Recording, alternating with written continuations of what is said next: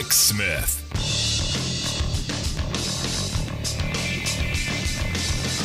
And welcome, brothers, sisters, working class heroes. This is the Rick Smith Show. Thanks so much for being here today on the big program. Lots to get to, lots to talk about. Gonna jump in first foremost.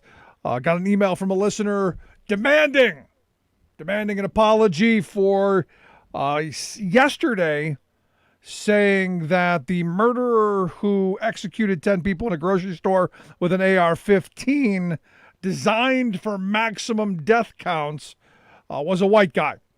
Quite angry that I said that just another day, white guy with a gun shoots people. Didn't make any other assumptions than that. What I saw on TV, white guy. It appears that I made the exact same mistake that probably kept him alive.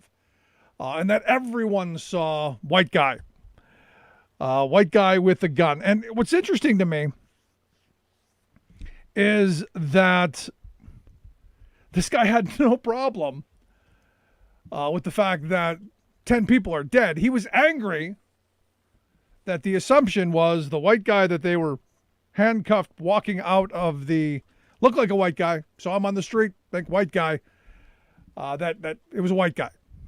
He was angry about that, not the fact that 10 people were executed in a grocery store. And it just seems to me that there's no place, because this guy's emailed me on gun-related stuff before. And look, I'm not a gun grabber by any stretch of the imagination, but I do kind of have a problem with military weapons in the hands of people who have problems and such easy access. But, it just seems, it's interesting to me that there's no number of dead that will get the gun extremists off the opposition to some sane regulation. It's just odd. And we're in one of these moments where I'm thinking that once the pandemic quarantines end for good, the next series of quarantines will be angry people with guns, especially angry white people with guns. And of course, people who look like white people.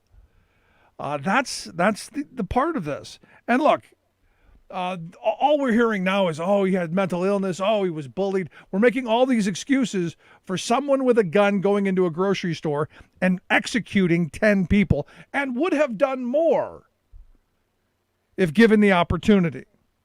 Here's the reality. We've always had people with mental illness. We've always had people who feel bullied. We've always had people who are having a bad day. We've always had that. What we didn't have in the past, and I go back to my childhood, what we didn't have were weapons that were designed to rack up maximum body counts. Yeah, you got the 38 special. It had 6 shots in it, and then you had a chance. You didn't have these maximum capacity magazines. You didn't have these weapons that were, they are what they are. They're designed for war. They're designed to kill people. And yeah, are they fun to shoot? Yes, I have done it. I think they should be a little bit more difficult to get. I think these large capacity magazines should be a little more difficult to get than just given away by the NRA or some group, trying to raise fund for the local fire station. Just because here's the thing, and I hear this all the time, but Rick, we need good guys with guns. And this guy was a good guy with a gun. He was a law-abiding citizen until he wasn't. And that's my problem with all of these things. Because we're always going to have people who have mental illness. We're always going to have people who are having a bad day. We're always going to have people who have an excuse. They got fired, their wife cheated on them, anything. You're always going to have that. You're not going to stop it. But maybe you could mitigate some of the damage by not giving them weapons of war. Throughout the whole course of human history, we've had these problems. And we didn't have the number of mass shootings that we have. And I go back to this. It's the gun. It is. And I'm not a gun grabber by any stretch of the imagination. I think people should have the right to own their guns. They should have the right to their hunting rifles, and they protect their homes, all of that stuff. Go to the free gun range down the road and waste your paycheck.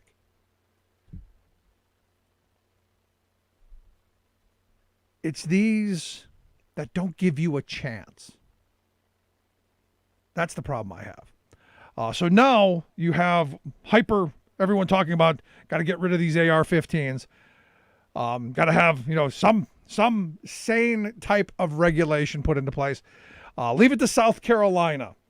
A state senator in South Carolina, a guy by the name of Tom Coburn, he has come up with a genius idea. He's going to thwart those libtards who want to do background checks and make sure that we don't allow people who are domestic abusers or people who are struggling with mental illness to be able to get one of these murder weapons easily. Now, look, I know people with them, and some of them are good law-abiding citizens. I've heard their stories, and we all have. How they're going to go out in the blaze of glory. So, for my cold, dead hands. Well, what the good state senator from South Carolina has proposed, he's going to make it that you're never going to be able to have a federal law that ever grabs a gun, ever. Because he is going to attempt to amend South Carolina's constitution and allow the governor to call up an unorganized militia of any able-bodied male citizens between 18 and 45. Sorry, ladies, you don't rank in South Carolina. Evidently, this would give anyone over 17 automatic ability to own a gun. Automatic. Without any background checks, without anything. It's boom, birthright, 18 to 45, male, gun. Now, here's my problem. My problem is I have read the entire Second Amendment. And I know that's a difficult thing to do. It's a lot of words. It's a lot. There's that part about a well-regulated militia.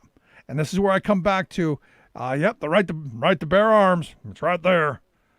That shall not be infringed upon. They got that. Got half the sentence. And good. That's they've been working on Dr. Seuss, and I'm happy. Happy they got the first couple of words of the sentence done. Well-regulated militia. That's the important part of the sentence. In a well-regulated militia. And I am all in favor of Senator Coburn's idea of using the state power, the federal government's power, to bring everybody into a well-regulated militia. Not an unorganized one. No, we need people who are able to own weapons and to be responsible and also have some commitment to the country. It's their patriotic, God-fearing duty. And I'm in favor of it. I'm in favor of some type of mandatory service, some type of mandatory National Guard, military service, public service, something. This would fall right into it. But again, I'm struggling with the lack of understanding of what exactly it is our country and our Constitution says. I, not a constitutional scholar, but I can read the sentence. And, you have the right to bear arms. Well-regulated militia, right there. Read the whole thing. I am curious if folks think an unorganized militia is a good idea.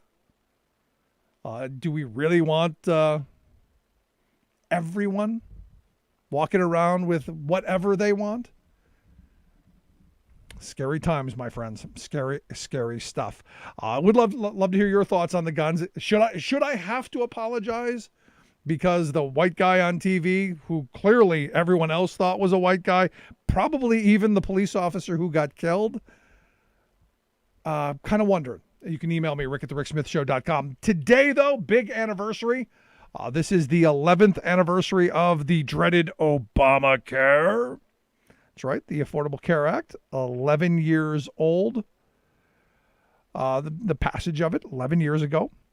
You go back to May of 2010, not very popular. 41% of us saw the Affordable Care Act as in favorable lights, 44% unfavorable. So we were -3. And what's interesting, as Obama left office, it got more popular.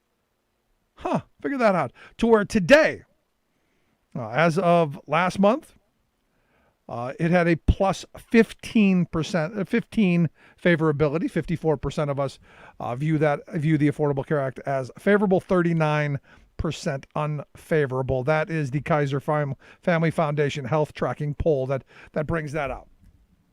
I honestly was not a huge fan. I support it. I think it's a good start. I think it's what we needed. It's what we possibly were able to get done at that moment. The hope had been at the time that we would be continually making it better, that in 11 years we would be making it better. I guess it was predictable that Republicans would dig in as they did and not allow any progress. And in fact, during the Bush years, during the Trump years, actually making it much, much worse. And, I was reading this story about the number of people who were on the Affordable Care Act, the number of people who had benefited from it. And I think the numbers were something like 40 million people. It was some huge number, and we've lost, something like 15 million people due to the Trump years. Because, they tried everything they could possibly do to make it more difficult for folks to get on it. They did everything they could possibly do to make sure that no one knew it existed. And they did nothing to make the subsidies bigger. One of the knocks against the program, in some places, it's expensive. And for what you get, depending on your situation, it can be a little bit pricey. And I think one of the things that Joe Biden has done with the American Rescue Plan is to go back and try and fix some of that stuff. Again, as we should have been doing all along. Personally, I'm a Medicare for all guy. I think if you open up Medicare, you let people buy into it, I think we would have been in a better place. I do agree with it has to be incremental.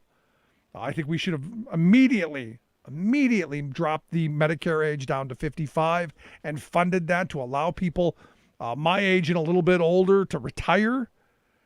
Because most people I know, and understand this, most people who are, late 50s, they're ready to retire. Financially, they're okay. They just can't take the risk of not having health care. They can then go pursue something that they want to do. And this is one of those things where, I've been saying this for years.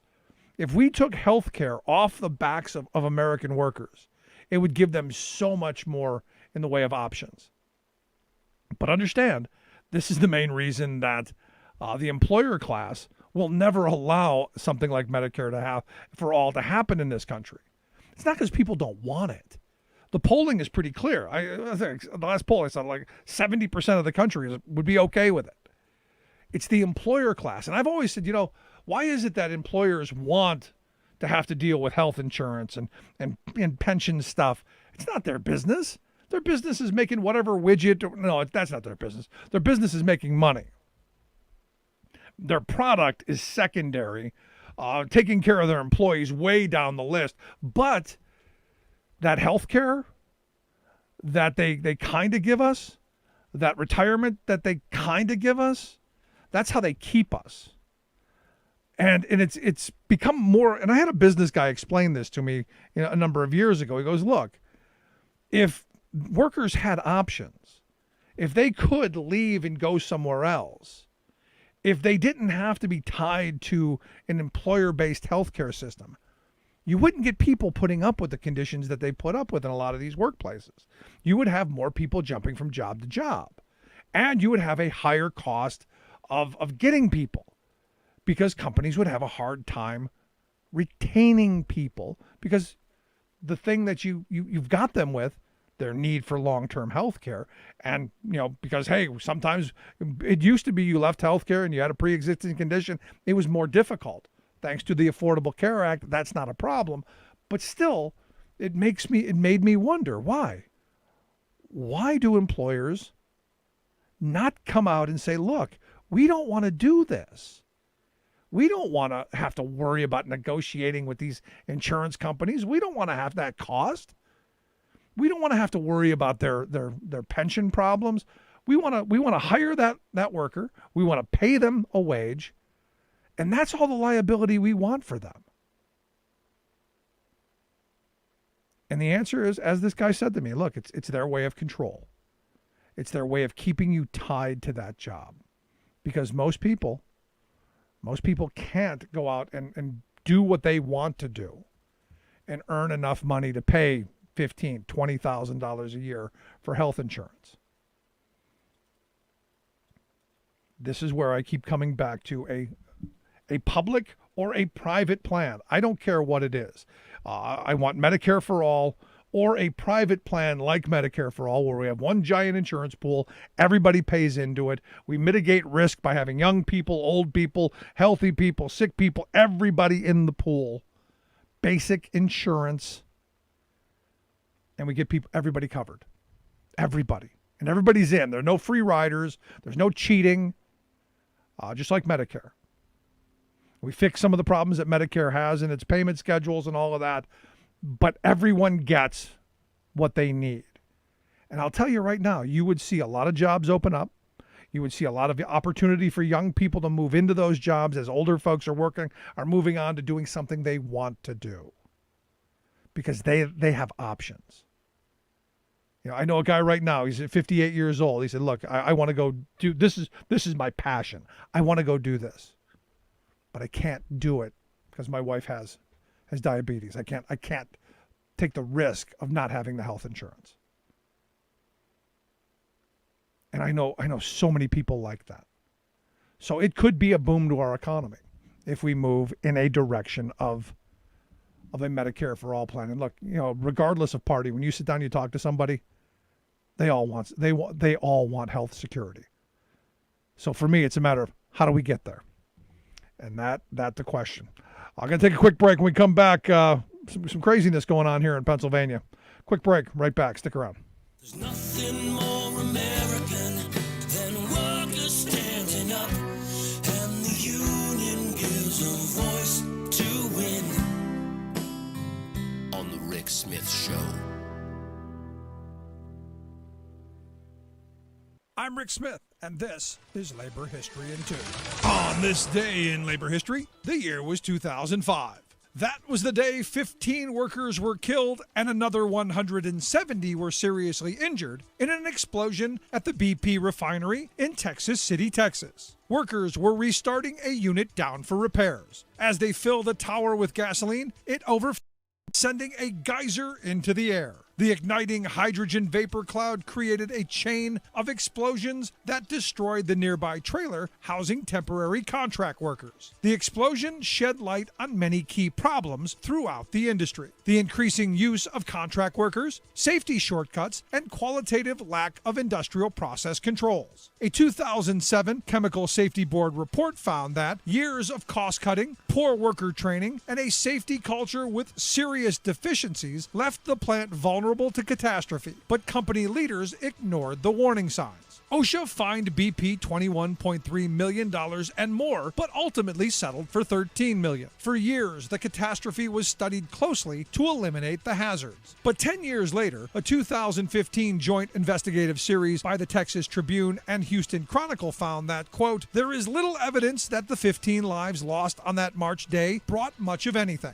The death toll at U.S. refineries has barely slowed. At least 64 energy company employees and contractors were killed in the decade before the blast. At least 58 have died in the 10 years since. The Department of Energy has tracked nearly 350 fires at refineries in the last 8 years, almost one a week. Refinery workers have gone on strike, demanding, among other issues, an increased emphasis on safety. For the United Steelworkers, it is a daily fight to implement the critical safety actions the union developed in the aftermath of the blast.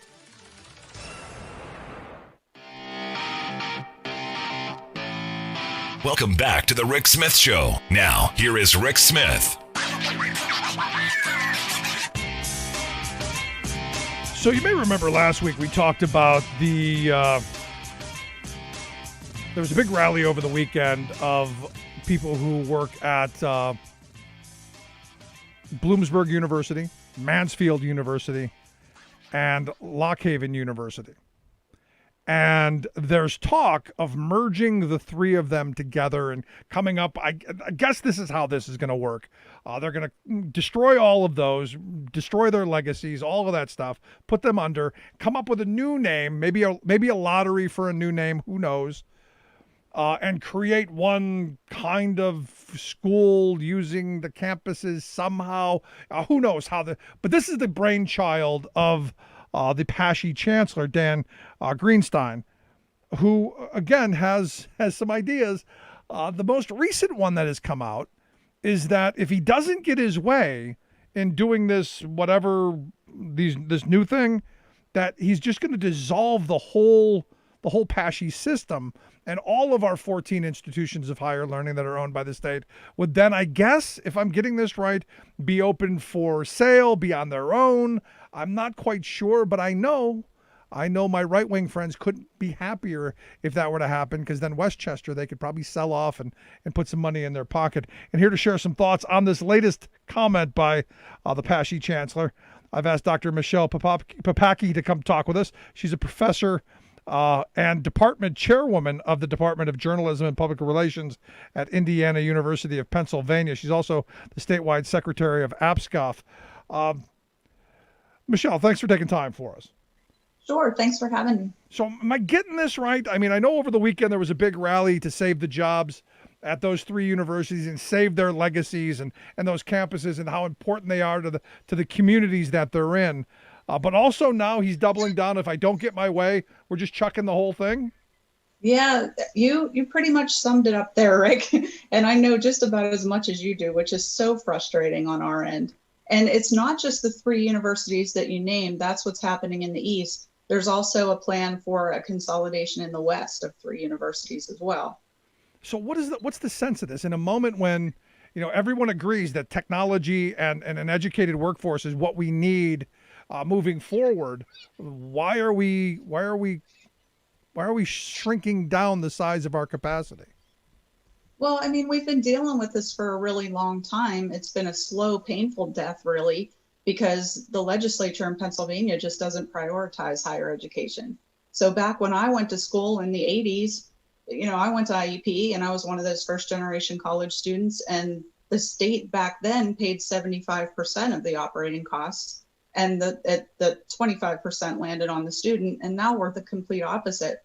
So we're in financial straits, but it's because we haven't had the support of the legislature. And when we get a chancellor in who isn't quite as invested as we are, products of the state system, and he doesn't ask for the support, then he doesn't get it. And now here we are making these dire decisions.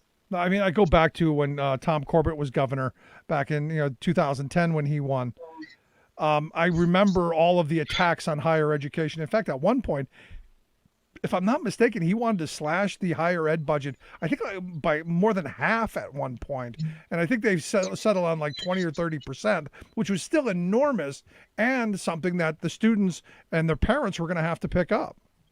Right. We still haven't recovered from those cuts back then. We still aren't back up to the funding that we should have been at because of those cuts. And it's not only those. I mean, you go back to the years prior, it was the same thing. This has been a slow bleed, as you pointed out. Back in the 80s, it was a completely different world. So this is where, when I talk to people who are our age, because we're about the same age, When I talk to people our age who said, I put myself through school, I paid my student loans, I go, I don't think you quite get how the world has been turned upside down. And this generation of people going through these schools are really getting the short end of the stick. And it's almost getting to the point where our state system is unaffordable to a lot of people that the whole system was meant to be for.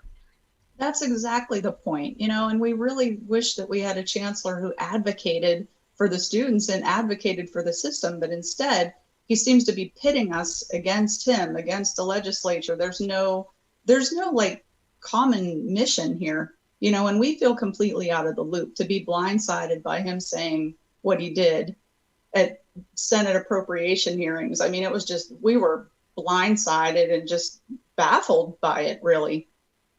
It is baffling because my mind goes, well, what does that mean? What does an unraveling look like? What do we sell these off to the highest bidder? Do you cut them off as individual institutions and they have to fight for their own revenue through the legislature? I have no idea what that would look like. No, and we don't either, and we won't, because last I heard, we won't see a plan until the end of April. And then the plan goes before a review. Everyone gets to weigh in, public comments and such, for 60 days. So here we are, all he's done. I mean, words matter. He threw everyone into a tizzy. We had a town hall with students, AppScuff did, with students, March 11th, I think it was. And there were just so many questions. And the chancellor just keeps saying how all these students are on board and it's going to create all these opportunities. And we're like, we're not hearing that. And we're meeting face to face with the students. We're on the front lines with the students every day. And that's not what we're hearing. So we don't know who he's talking to. How can they be on board with something that nobody has any idea of what it is? I mean, if your job is to lead the system of higher education, wouldn't you have some academic integrity and go, here's the plan, let's debate it, let's tear it apart and see if it actually works? We got a lot of smart people working for our system. We got some people who might be economists and might understand how to run this stuff better than a guy who's a PR guy. Maybe we should use some of them. Well, and it just feels so disingenuous. I mean, it really does. And we constantly hear how we have this shared governance. It's like, what are you talking about? And we have to hear student-centered and these buzzwords that, words matter. Yeah. Words matter. And he's just being really reckless and irresponsible. So let me ask you this, because at the end of this, this just sounds to me like this is a preordained outcome. He was brought in as a hatchet man, it sounds like to me. And this has been something that Republican senators that I've heard talk about this have wanted for a while. To destroy this system, which I think is the jewel of Pennsylvania. It gives us such an advantage across this country to have these institutions of higher learning if we funded them properly to give people a pathway to get a good education. It's been my view, and you don't have to agree or disagree, but it's been my view that they have wanted to destroy this system for a while so that they can cut it off. Some are going to die, and the ones that are doing really well, they're going to be able to profit from. This sounds like this was preordained to me. Well, and to me, I don't understand what the benefit would be to legislators backing that, because those legislators are in those communities where the economic impact of having the university there is so tremendous. Like, those people in those communities depend on that university being there. So I don't know how any legislator would get behind this. And yet we had one from where I am in Indiana, Senator Pittman, offering to write that bill to dissolve the state system. And it's like, well, how do you think he claims that IEP in particular is dragging the system down? Well, IEP is retrenching faculty left and right and can't make it with the 25% that they get from the state. What are they going to do when that 25% goes away? So I'm just baffled. Like, I really can't understand what's happening. And when you ask for answers, you just get this big runaround, and I don't know. I mean, it feels dirty. Yeah, it does. But what it is to me is, for me, the way I look at things, and again, I'm jaded. Doing this job that I do, I get to be a little jaded. But it seems to me pure Republican ideology in that nothing can be held in the hands of the people. Everything that is the commons, everything that is ours collectively, has to be privatized and moved for a profit motive. Where I look at the state system and I go, this is an excellent opportunity to get we the people an education at a reasonable cost so people aren't saddled with a lifetime of debt. And we as a state have a valuable commodity, educated workforce, so jobs will come here. It seems like, in looking at this, I have a view of how we should be doing it, but it comes down to dollars and cents and pure ideology of profitization and privatization of everything that we've held as ours. Well, Rick, not only do I agree with you, but I kind of feel like there's a little bit of union busting going on too, which is sad. No, and that goes without saying. I should throw that out there. That goes without saying. But the bigger part of this is just the privatization angle. The fact that you think of all of the things that we used to do for ourselves as a country, as a state, from parking to sewers and water and prisons and roads and all kinds of stuff that have been privatized and handed over to corporate interests that have not worked out as we were told. So I want to hear them tell me why dissolving this system is a good idea and how that's going to help students get the education that they need. Or is this really just about we're going to put money in somebody's pocket? Well, in the whole Act 50, it allows for some reorganization and things like that.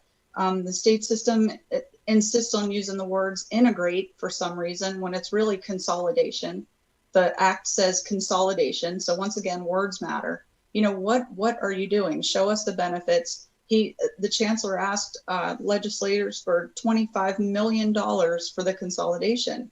But what's the return on investment? Well, let me ask you this. He asked for $25 million for the consolidation of these three universities. Did he ask for $25 million to help run them? No. He asked for a 2% increase in the budget for the past two cycles. And if you look historically, that's way low for any chancellor to even be asking. So, like I said, it just feels dirty. It feels like there's something going on. I mean, we're here living it every day. And the little summary that you gave at the beginning of our segment, you knew as much as I do. And how is that possible if we have a shared governance and we're supposed to be in the know and helping with the decision making in the future of the universities? It just doesn't even make any sense. No, and you're right on that. But, I look at this and again, it just, I go back to it seems dirty. And the union busting part of it, is a big part of it as well, because APSCUF is a very strong union. You guys have done what a lot of states haven't been able to do, and that is get adjunct professors some union rights and a reasonable wage. Maybe this is the bargaining chip to destroy that, because look, I talk to adjuncts all across this country, because sadly, what we have done to higher education is we've destroyed what we in our generation took for granted. That you had full professors who were this was their career, this was their livelihood, and now we got people who are cobbling together an existence, by working at several places, just trying to exist. That's no way to run a lemonade stand, let alone an institution of higher learning. Well, and it's making it like the Hunger Games. I mean, they're trying to pit every university against each other, and it's a scary, sad time. It really is. Yeah, I'm with you. So let me go back to the merger or consolidation or whatever you're going to call this, because it just seems you're talking about Bloomsburg, Lock Haven, Mansfield. They're kind of far apart.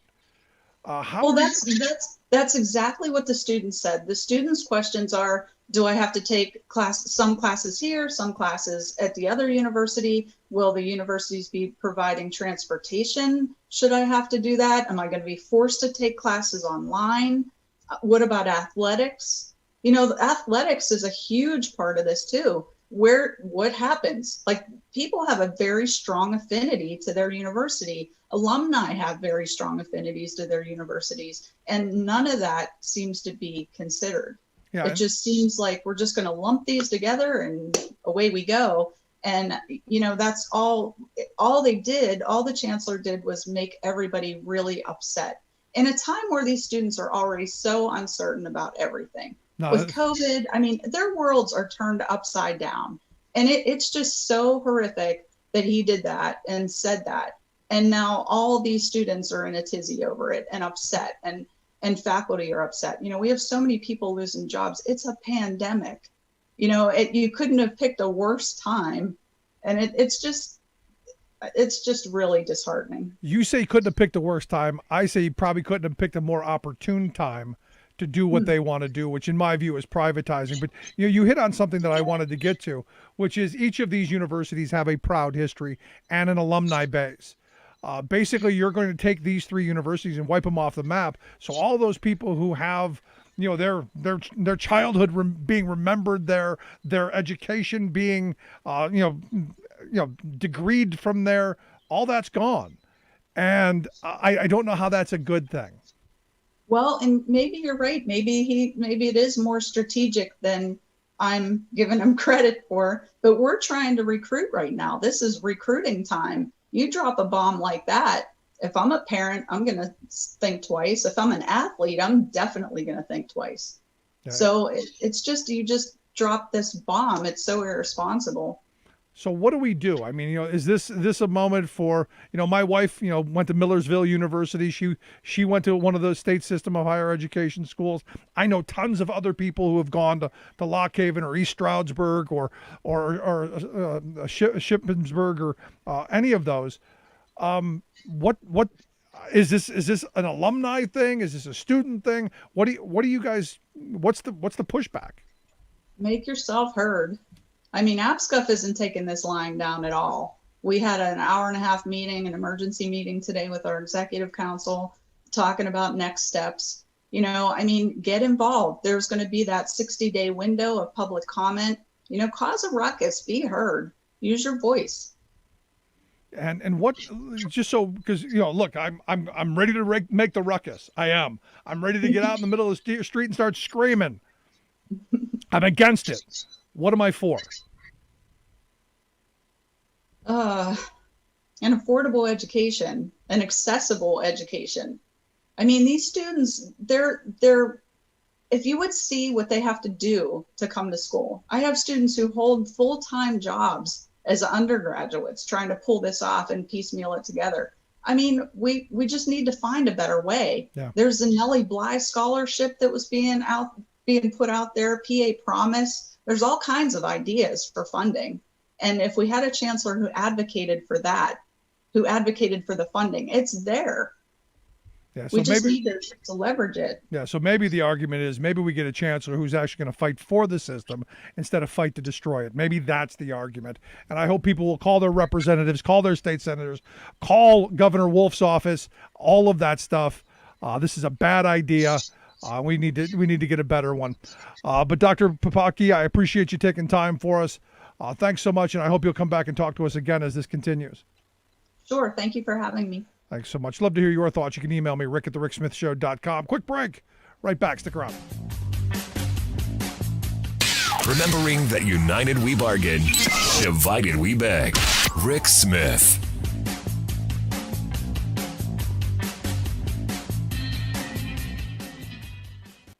I'm Rick Smith, and this is Labor History in 2. On this day in labor history, the year was 1918.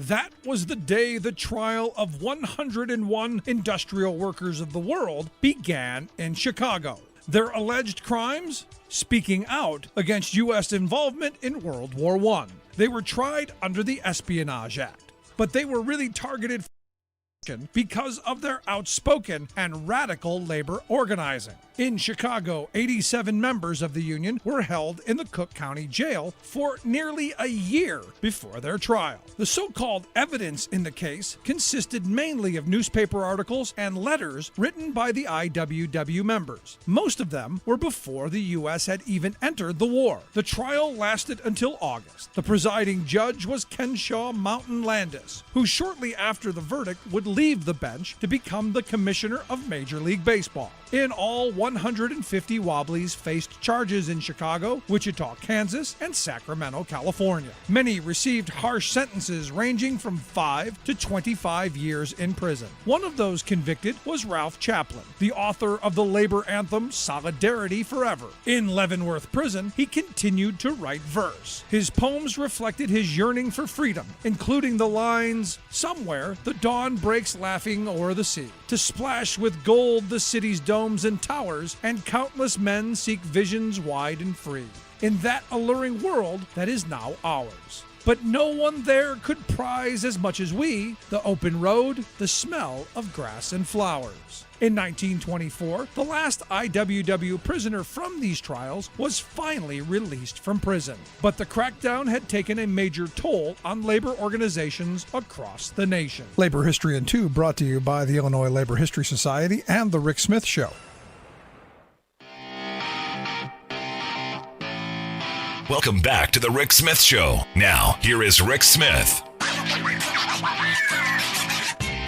No, I got to tell you, in looking at what they're doing here in Pennsylvania, it's just, it's all in the wrong direction. It's this lack of investment into our state system. It's the lack of investment into the commons, into what is ours, what we have as we the people.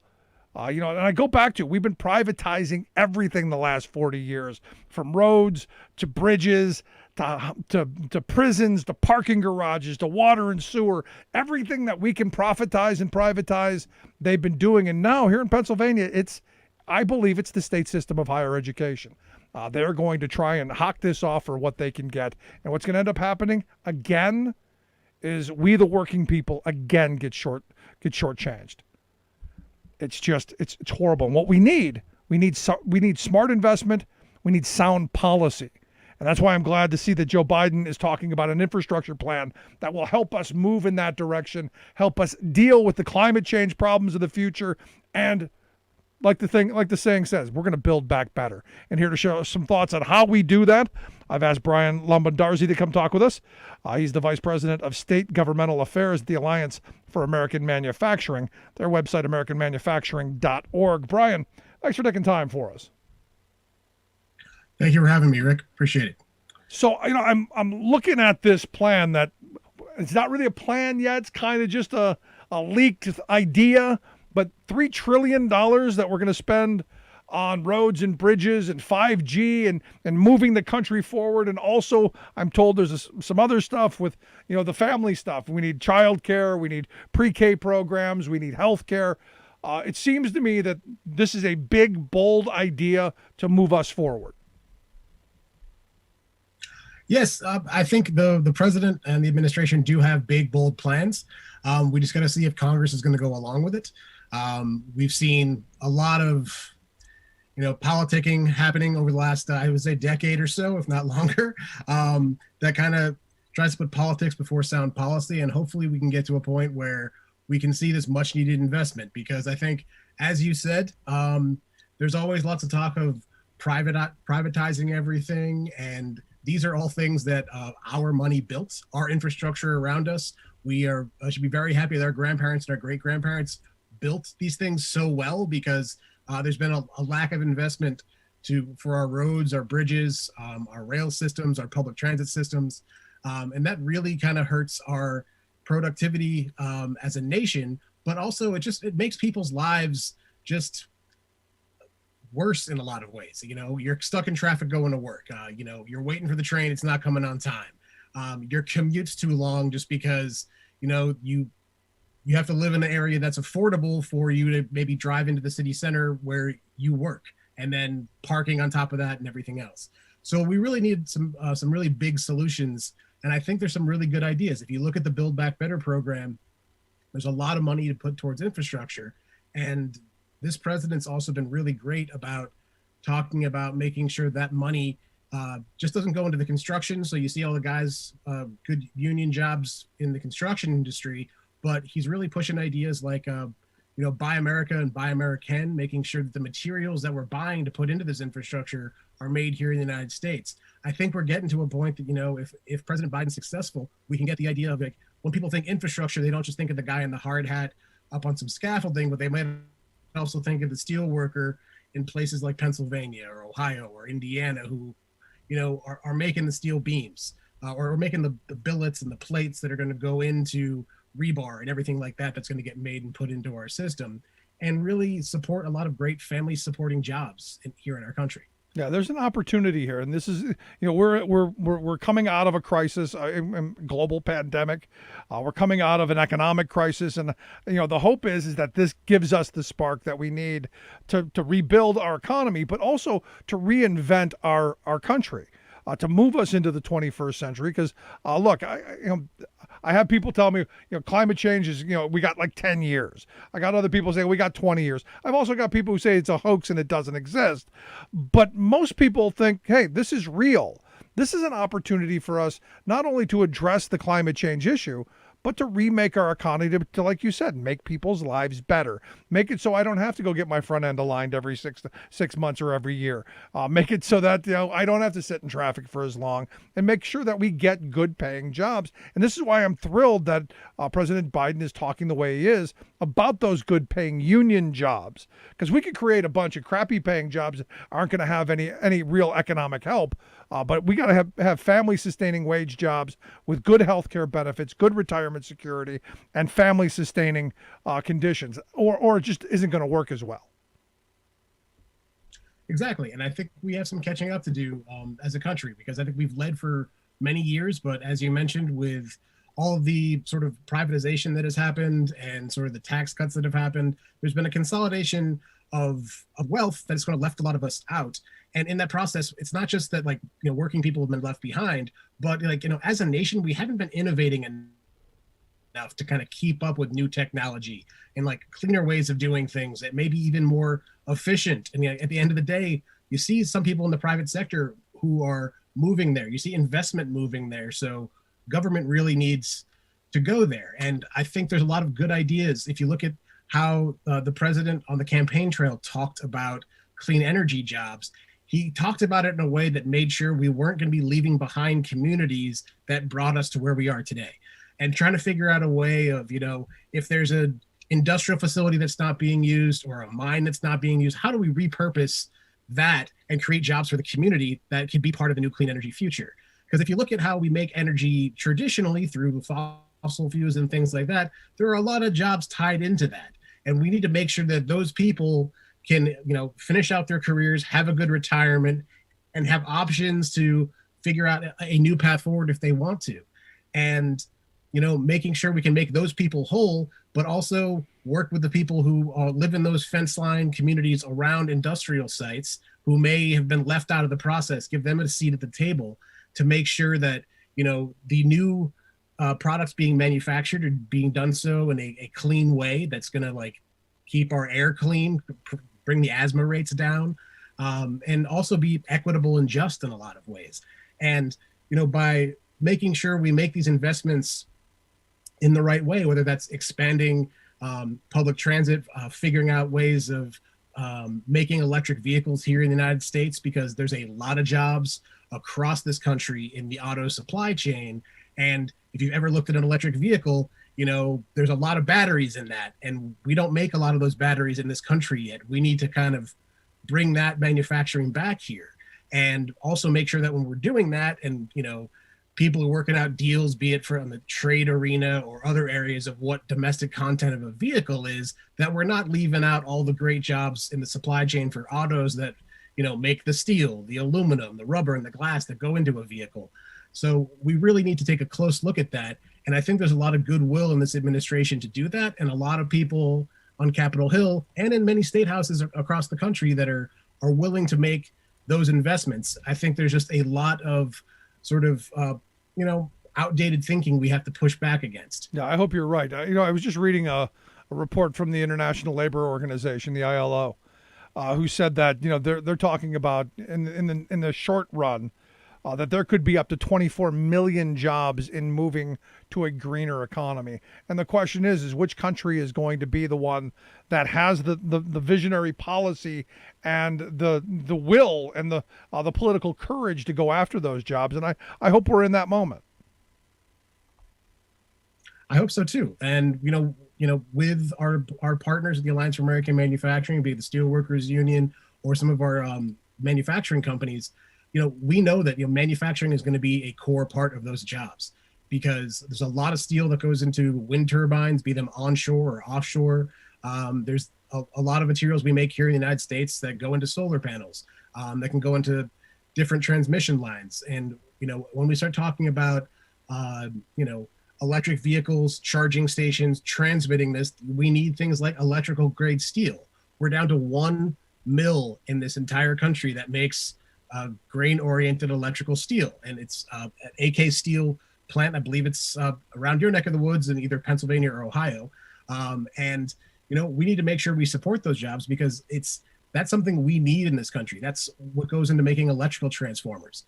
We had a wake up call during Hurricane Sandy when a whole transformer went out in New York City. They had to figure out ways of bringing it in, and they couldn't find a domestic supply for it. So as we see the world changing, like, part of this whole climate change thing is we're noticing a lot more crazy weather events. We saw what happened in Texas. We see the fires on the West Coast. These things are going to keep happening, and they're going to keep challenging us. And we need to make sure that we're making things here, and we have a supply chain here in the United States that is going to be able to answer the challenges that we face as a nation. Yeah, we need to have the capacity to answer as quickly as possible and have a rapid response. But you lay this out, and we're in this situation in a lot of things. Your organization, the Alliance for American Manufacturing, about 10 years ago, came out with a book about the size of a New York phone book of all the things that our military needs that we have to rely on other places to get. And then back then it showed me how dependent we were on other countries just to keep our military moving. I think this pandemic has, I hope, opened some people's eyes that say we need to have domestic production for domestic consumption. We need to make things here again, and we need to do it quickly. And I hope this Build Back Better plan, which heavily emphasizes manufacturing, will bring some of that back. And with it, the jobs that we hear a lot of the Trump supporters complaining of, that are gone. Trump was right in the vein that, look, a lot of communities were left behind by deindustrialization and our horrible trade deals. So we've got to deal with how to get those communities back and how to do it better. I agree, and I think there's been some really good rhetoric coming out of some of the appointees in the trade realm. If you look at U.S. Trade Ambassador Catherine Tai, who was just confirmed, she really wants to have a worker-focused trade policy for this administration. And I think that's something we desperately need. And I will say she has a lot of experience working on Capitol Hill. She had a lot of support from both sides of the aisle for that. But, she's also someone who's very familiar with how some of our trade programs have hollowed out our industrial heartland, and really figuring out ways of making trade work for manufacturing in this country, but also just realizing what manufacturing means to the communities that it operates in. Because as you guys know, if you ever go to any manufacturing facility, there's a lot of jobs at that manufacturing facility, but that manufacturing facility is also sometimes the heart of the community because of all those jobs, the lunch counter that's there, the barber, not to mention all of the jobs in the supply chain that go through that. There's family, my partner's family's from Ohio, and when we go back there, you can see where some of the auto industry going offshore has really kind of hollowed out a lot of the supply chain jobs that were there. Absolutely. No, I grew up in Cleveland. And, I grew up in Cleveland as a kid, and you could drive up and down Brook Park Avenue where there was a Ford plant and a Chevy plant, and there were literally hundreds of small factories along that road that fed into those two facilities. They made screws, they made stamped out metal stuff. They made all kind of stuff that was local. They were able to have just-in-time inventory. It was all a little community, and those were all good-paying union jobs all up and down, and now it's all abandoned.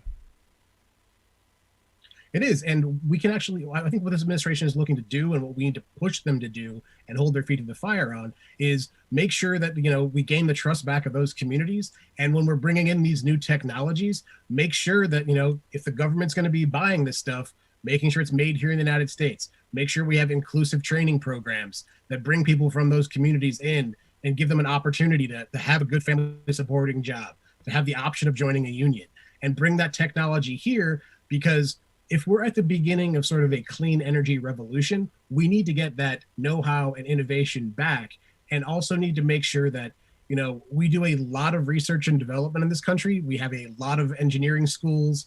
We have a lot of think tanks, but we also have this entire Manufacturing USA program that works kind of spinning out new ideas.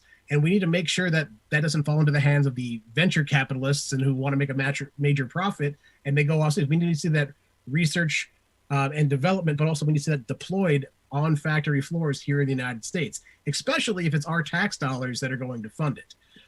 Absolutely. And it's one of those things that I think we forget about. Once the manufacturing goes away, the research and development usually goes with it, because you need to be as close to the actual manufacturing to be able to tinker with it and to make adjustments, as things are going on. And not to mention, not only that, when you lose those people who are actually turning a chunk of metal into something, or they're actually using a machine and trying to alter it to make it better, you lose that innovation. You lose the guy who goes in his garage and tinkers and comes up with a new use for a sewing machine that can figure out how to put chips into a certain item, as we've seen in the past. You lose that, and we need to gain that back. Mm-hmm. Yeah, you also have to think about, in a manufacturing plant, there's the manufacturing and the operation side of things as well. For every manufacturing plant, there's a lot of jobs for electricians. There's a lot of other building trades jobs in there, things that need to get fixed. And these are places that, like, when they get a new job, they're going to have to switch out the lines. I think there needs to be a lot of thought sort of put into this, but it's nice to see that Congress is finally talking about this. We might actually see some action next month, maybe in May. And, this could be a long drawn out process. They've got until September until the money runs out. But I think there's some really good ideas out there. We just need to make sure that all of those ideas that sound good in theory, when the rubber meets the road, they're actually going to work for the working people of this country. No, good point. Last question I've got for you. In looking at this, it doesn't seem like anything can get done in Washington. Infrastructure, building roads and bridges and all this stuff used to be nonpartisan. You used to be able to, every congressman wanted to bring pork back to the district and say, hey, look what I brought home.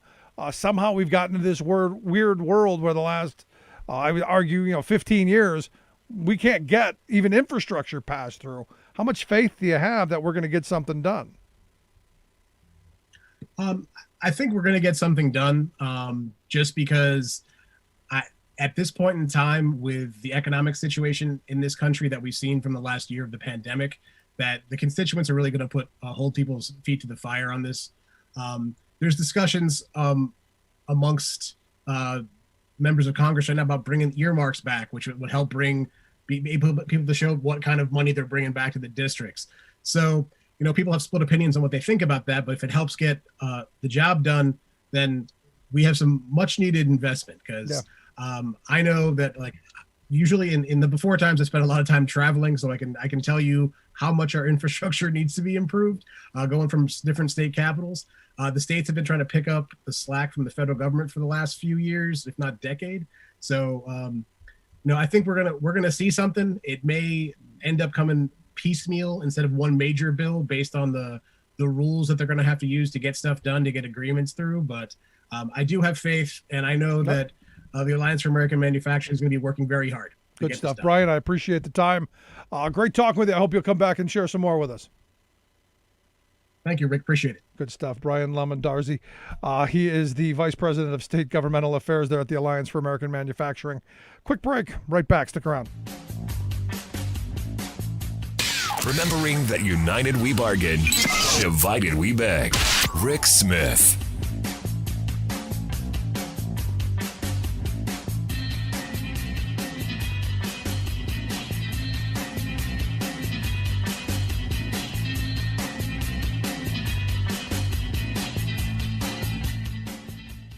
I'm Rick Smith, and this is Labor History in 2.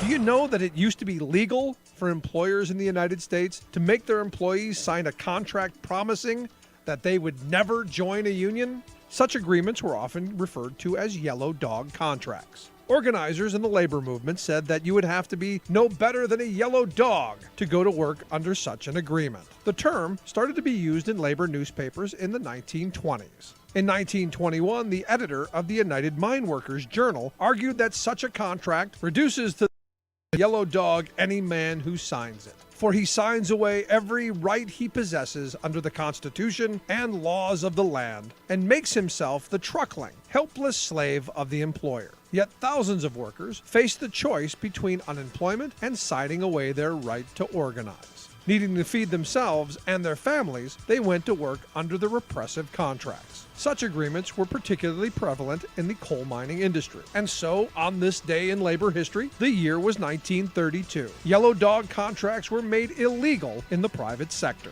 The act was named after its sponsors, Progressive Republicans, Nebraska Senator George W. Norris, and New York Representative Fiorello LaGuardia. Section 2 of the act declared that a worker would, quote, have full freedom of association, self-organization, and designation of representatives of his own choosing, to negotiate the terms and conditions of his employment, and that he shall be free from the interference, restraint, or coercion of the employers of labor or their agents. The passage of this and other laws in the 1930s helped to usher in the greatest period of growth in the U.S. labor movement. Labor History in 2 brought to you by the Illinois Labor History Society and The Rick Smith Show.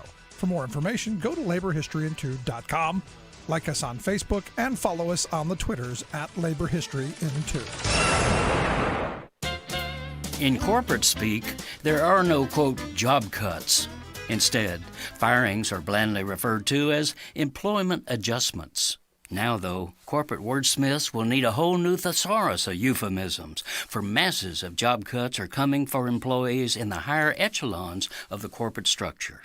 Don't look now, but an unanticipated result of the ongoing pandemic is that it has given cover for CEOs to speed up the adoption of highly advanced RPAs, robotic process automation, to replace employees once assumed to be immune from displacement.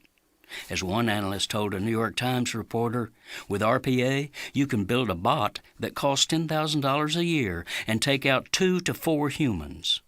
Prior to the COVID crisis, many top executives feared a public backlash if they pushed automation too far too fast.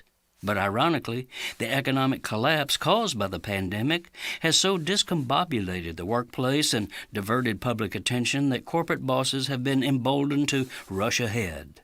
While the nationwide shutdown of offices and furloughing of employees has caused misery for millions, one happy purveyor of RPA systems notes that it has, quote, massively raised awareness among executives about the variety of work that no longer requires human involvement. He cheerfully declares, we think any business process can be automated, advising corporate bosses that half to 2/3 of all the tasks being done at their companies can be done by machines. This is Jim Hightower saying, conventional corporate wisdom blithely preaches that all new technologies create more jobs than they kill. But even these Pollyannish preachers are now conceding that this robotic automation of white-collar jobs is being imposed so widely, suddenly, and stealthily that losses will crush any gains. The Hightower Radio Lowdown is made possible by you lowdowners who subscribe to our monthly newsletter, The Hightower Lowdown. You know who you are. Thank you. Welcome back to The Rick Smith Show. Now, here is Rick Smith. So, celebrating the 11th anniversary of the dreaded Obamacare. Yes, the Affordable Care Act get more popular the further away from President Obama it has gotten.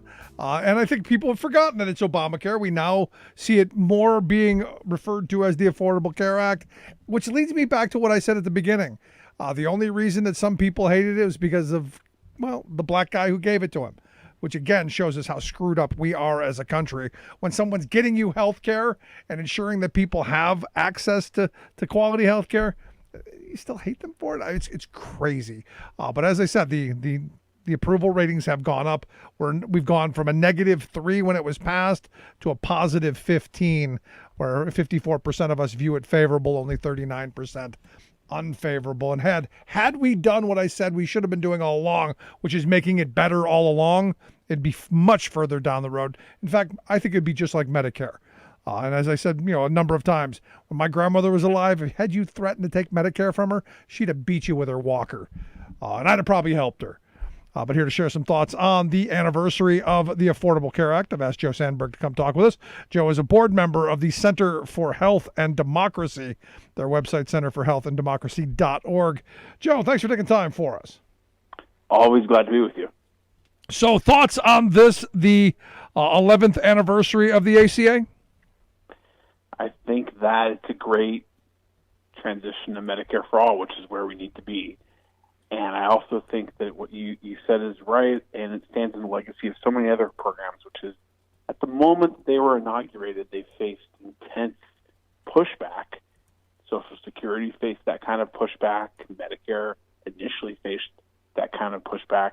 And in fact, I think that the popularity of the Affordable Care Act today is exactly why Republicans opposed it in the first place, is they knew that once people would experience it for a period of time, they would embrace it, like it, and never want to get rid of it. Yeah, I actually remember Michele Bachmann saying just that we can't let them get a hold of it because we won't be able to get it away from them. And this is after all of these years of Republicans doing everything they can do to gridlock, to delay, to destroy. Even the last 4 years just being the absolute worst, and it's still popular. Yes, that's right. But we need Medicare for all. Ultimately, while the Affordable Care Act expanded the availability of health insurance, it's most of all been a boon for health insurance companies. We need to move away from a system that uses for-profit health insurance companies to deliver what should be a human right. No, I'm right there with you. But you're somebody who has started businesses and run numerous businesses throughout your career and employed thousands of people. What is it about employers that they don't seem to be wanting to get health care off their back? I had often wondered, why a company like Ford or General Motors, who they say, there's more health care costs in a car than there are labor costs, or the cost of steel. Why would they want to continue to have that on their back? And it was proposed to me that it's a control mechanism, but I'm curious your thoughts. Well, with respect, I actually disagree on this one, Rick. I think that businesses mostly would love to be out of the business of healthcare administration. I think the only industry that really likes our current system is the health insurance industry. Most entrepreneurs and business people that I talk with would love to have a Medicare for all system that takes the burden of administering health insurance off their shoulders. People don't start businesses because they want to administer health insurance. They start businesses because they want to deliver products and services to customers. So I actually think that if we really had a concerted effort to push Medicare for all, we'd find broad and deep support among the business community, with the exception of the health insurance industry, of course.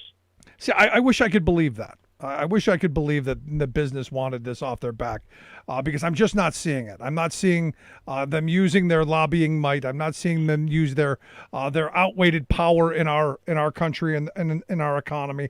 And I've heard the story that business leaders want to get rid of it.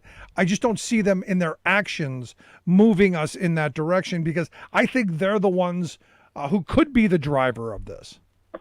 Well, I think there's nuance in it. I agree with you that it's not their top agenda item.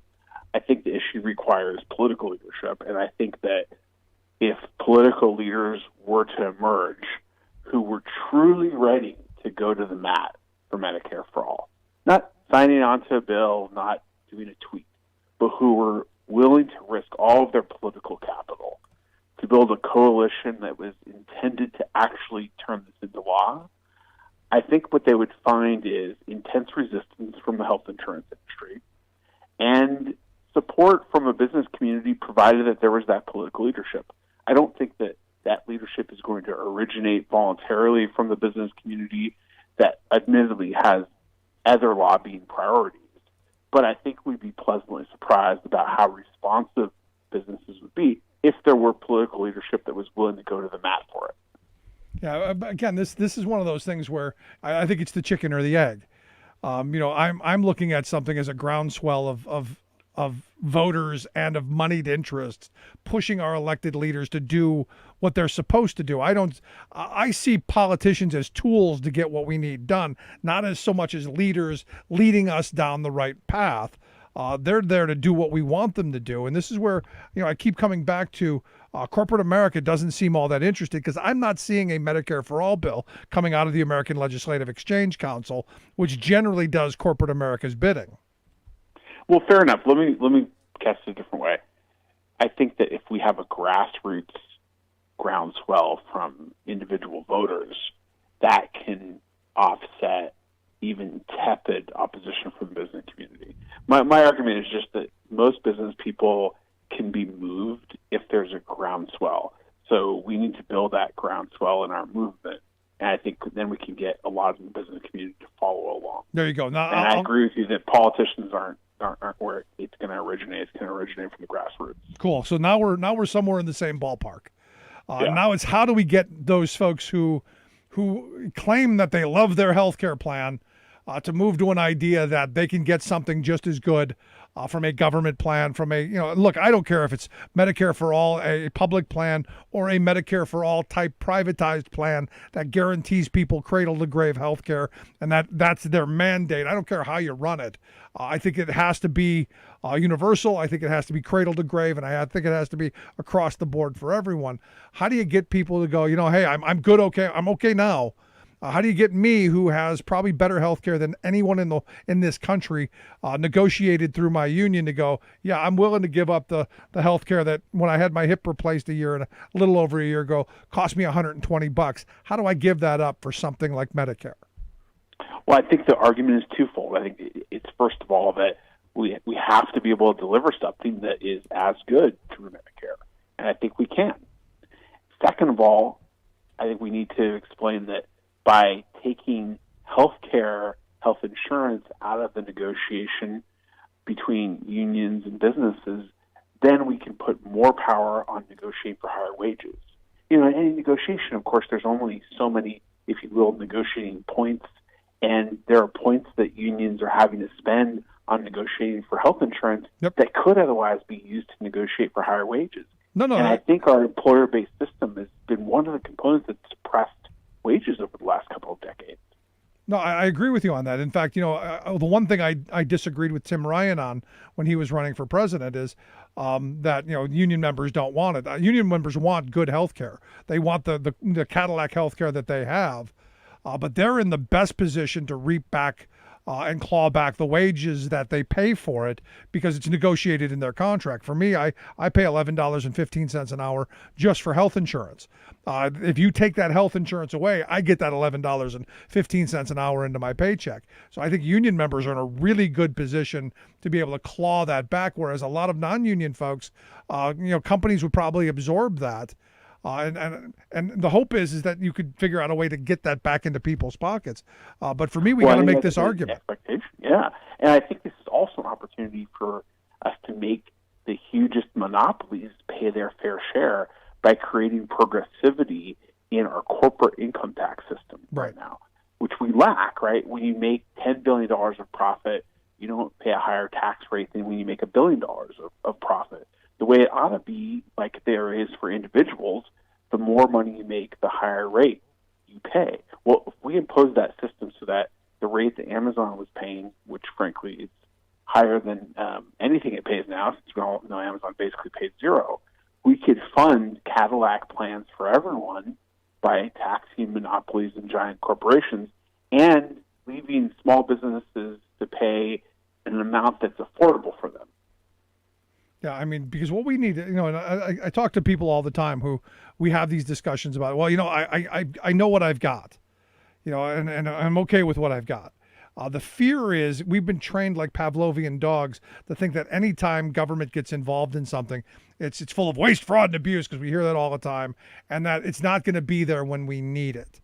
When my daughter fell and broke her arm, I wasn't thinking about how do I get the best deal on this broken arm. I'm thinking, how do I get to the nearest hospital? How do I get her the care I need to stop her pain? Cost wasn't a problem.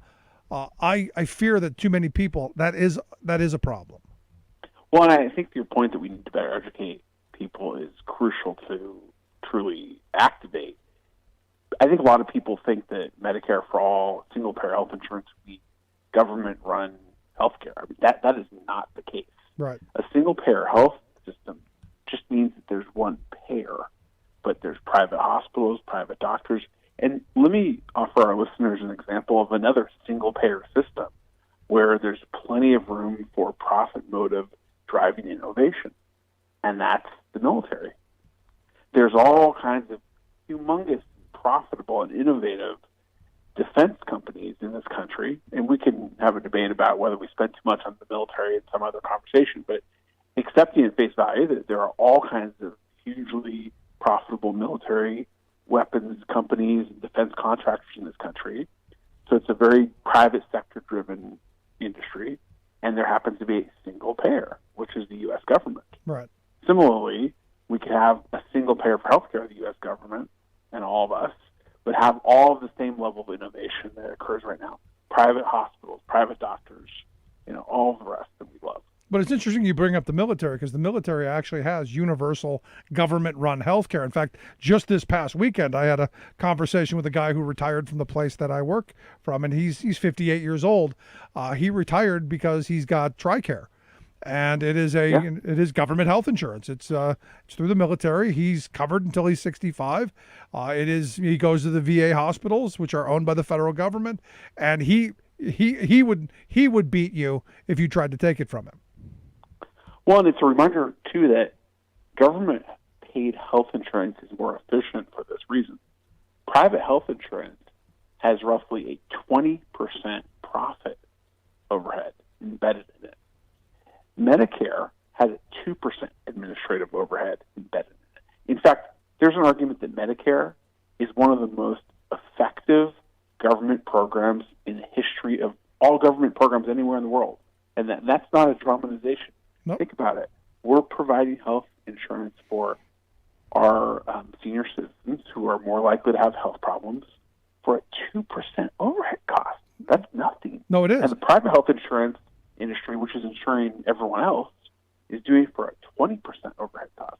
So imagine if you take that 20% and drop it to 2%, you create this huge savings that can be enjoyed by the taxpayers.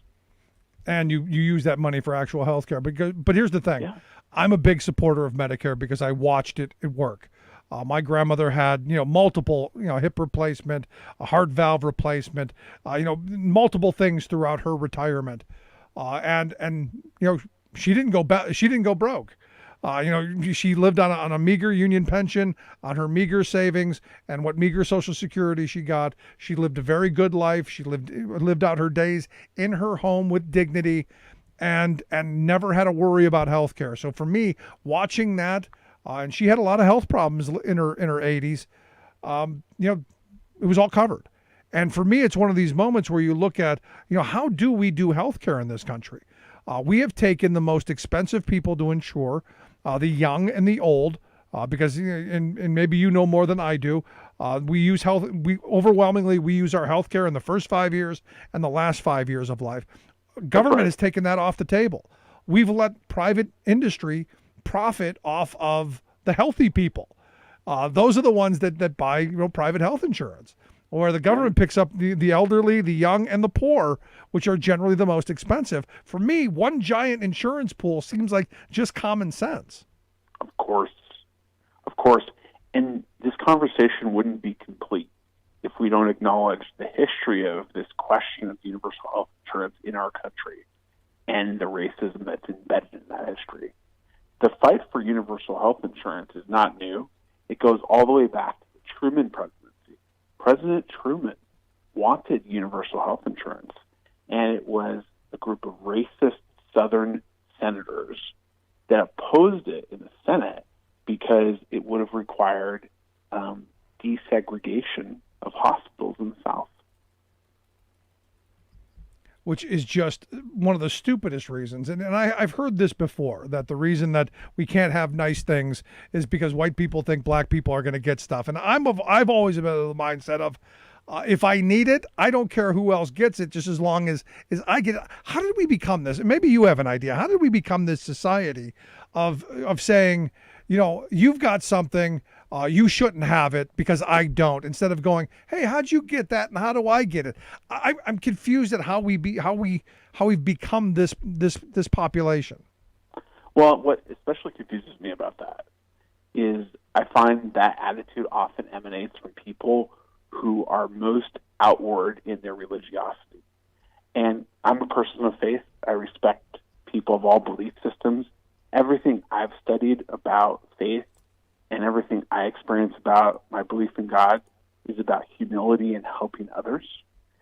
And it's odd that yet people who seem to be most professing of their religiosity in this country, the far right, also seem to be the ones who are most racist in some cases, who don't want to provide health care, who are perhaps pro-birth, but really not, the whole question of choice in this country has been so bastardized into, you got to give birth, but then once you give birth, the kid's on its own. Yeah.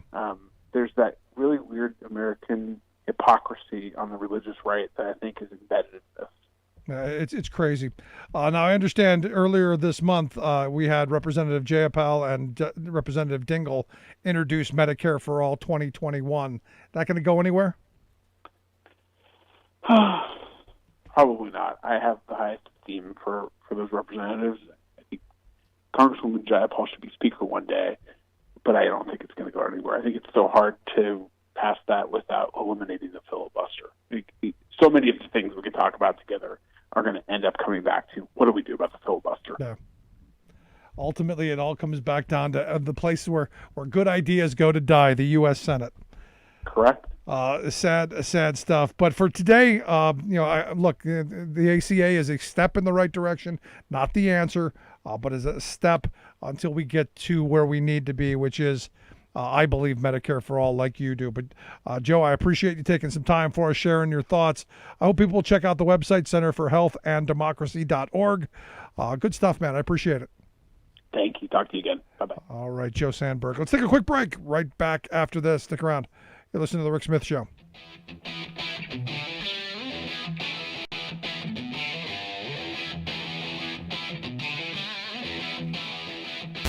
Saving work in America, one show at a time. The Rick Smith Show.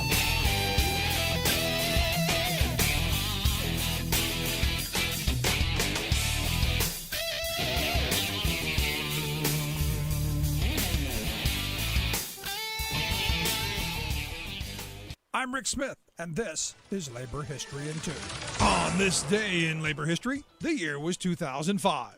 That was the day 15 workers were killed and another 170 were seriously injured in an explosion at the BP refinery in Texas City, Texas. Workers were restarting a unit down for repairs. As they filled a tower with gasoline, it overflowed, sending a geyser into the air. The igniting hydrogen vapor cloud created a chain of explosions that destroyed the nearby trailer housing temporary contract workers. The explosion shed light on many key problems throughout the industry: the increasing use of contract workers, safety shortcuts, and qualitative lack of industrial process controls. A 2007 Chemical Safety Board report found that years of cost-cutting, poor worker training, and a safety culture with serious deficiencies left the plant vulnerable to catastrophe, but company leaders ignored the warning signs. OSHA fined BP $21.3 million and more, but ultimately settled for $13 million. For years, the catastrophe was studied closely to eliminate the hazards. But 10 years later, a 2015 joint investigative series by the Texas Tribune and Houston Chronicle found that, quote, there is little evidence that the 15 lives lost on that March day brought much of anything.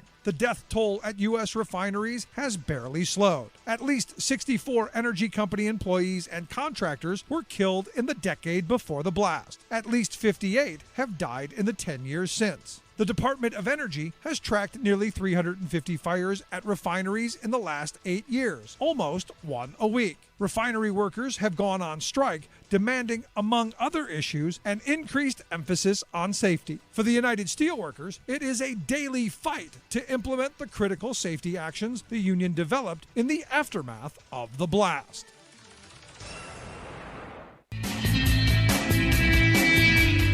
Welcome back to The Rick Smith Show. Now, here is Rick Smith. So you're going to love this. Absolutely going to love this one. You know Sidney Powell, Donald Trump's lawyer, or the former guy's lawyer, her and Rudy, Leaky Rudy. You remember the tour that they did? You know, all of the voter fraud that was going on, all of the attacks against Dominion voting system, all of the attacks against the Smartmatic voting system, which both of them I think are suing her and a couple of others for in excess of $1 billion each. This is brilliant. Because if you remember, they were running around, you know, the hair on fire, the sky is falling. They were whipping people into the frenzy. We have proof. We've got proof of all this fraud and all the. They trotted people out and going, in breathless kind of breaking news kind of stories, saying we found the smoking gun. And then they would go into court and say nothing and present no evidence. And we were going, what, where? You just said you had all this evidence. Where is it? In fact, I remember watching the entire kangaroo court in Gettysburg with Doug Mastriano, the state senator here who wants to be governor, who wrote, I guess they're claiming, a fraudulent or poorly cited book on someone from World War One. Sergeant York from World War One, which, not surprising, shoddy work. I remember watching that whole to-do, complete with Trump, or the former guy yelling on the phone into the microphone. Evidently, she went to court, her and her lawyers. They are now arguing, and this is incredible. They want the case dismissed. The $1.3 billion defamation lawsuit, they want it dismissed because their argument is no reasonable person would have believed what she was saying. Let that sink in for a second. She was the President of the United States attorney, the voice of the president in court, telling us all of this long laundry list of lies, with the president himself regurgitating those same lies. Now, I give her credit on one vein. She was smart enough not to go before the person sitting on the bench wearing the robe, not going into court and lying. That tells me she at least has some sense, because she would be sitting in jail right now as opposed to facing a $1.3 billion defamation lawsuit. But her argument is, well, come on. No reasonable person would have believed any of that. Now, remember, they said that they could prove it all. And now, well, not so much. Going to be interesting to see how this one plays out. I hope they sue her for everything. Her and Leaky Rudy and the rest of the whole, the My Pillow guy, Lou Dobbs, and all of them. Fox News, the whole kit and caboodle, all of them. Another favorite story, and I love this one. This is one of those. Evidently, a couple of years ago, a guy went to jail. Local prison where I live, went to jail, hung himself. His wife, 2 years later, is now seeking more than $150,000 in damages for her husband hanging himself in the jail. Now, here's the thing. You normally go, okay, well, that sounds somewhat reasonable, right? The reason that he was in jail is he tried to pay a hitman to kill her.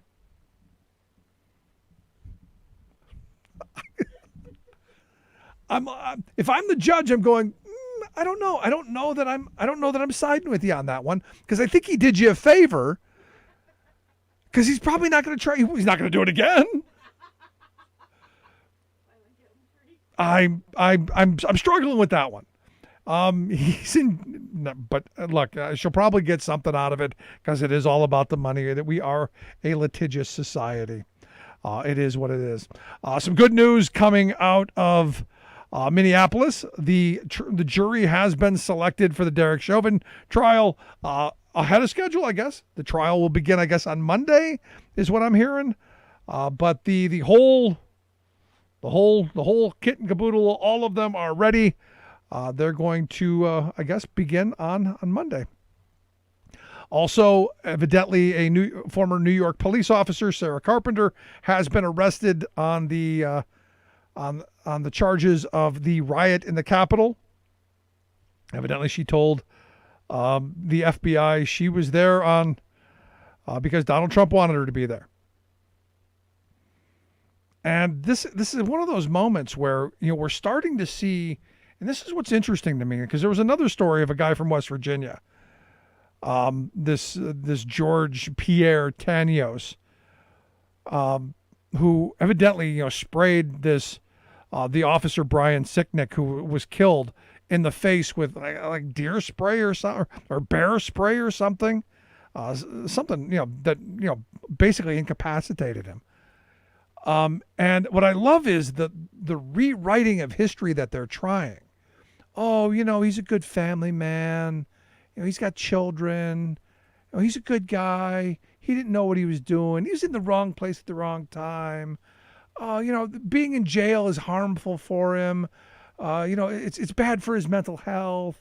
We're seeing this kind of rewriting of who these people are. These people are criminals. And the idea that there's the possibility that they plea these folks out with a slap on the wrist, to me is insane. There should be a hard, firm message here. If you try and overthrow our government, maximum penalty. Look, if somebody in Philadelphia is going to get arrested for stealing 3 peppermint patties and spend over 500 days sitting awaiting trial, someone who tried to overthrow our government can sit his behind in jail, wait too.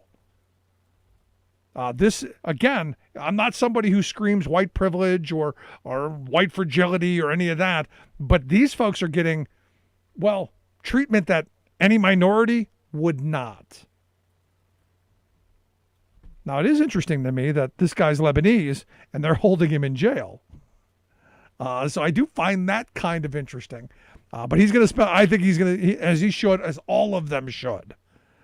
They should be sitting their butts in jail until the trial. And then they should serve nice long sentences. Just my thought. I'd love to hear yours. You can email me, rick@thericksmithshow.com. Going to take a quick break. Right back. Stick around. Listen to The Rick Smith Show.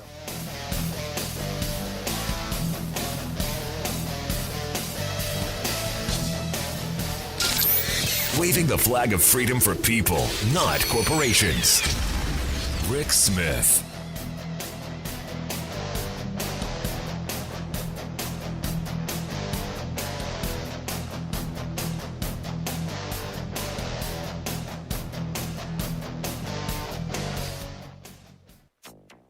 Torrential rainfall has led to widespread flooding across portions of New South Wales. Catastrophic flooding, the latest disaster to pummel Australia.